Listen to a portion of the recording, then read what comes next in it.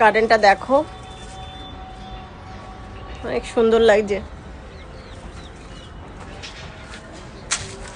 এই দেখো ফুলগুলো অনেক ছোট হয়ে গেছে। কয়েকদিন পরে আসলাম গার্ডেনে। এই দেখো, এটা পেঁয়াজ ফুল হবে। আর কলা গাছটা বেশ বড় হয়ে গেছে। আর এই দেখো কফি হয়েছে। কফিগুলো বেশ 2-4 দিন পরে খাওয়া যাবে, অনেকটাই বড় হয়েছে।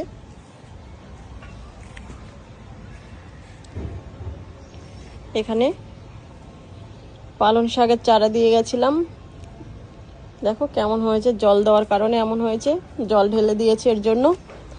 আর এই দেখো, বাবু কোথায় তুমি?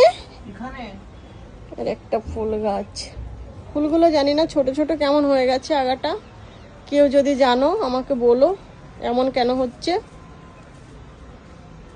আমার ছেলে জল দিচ্ছে।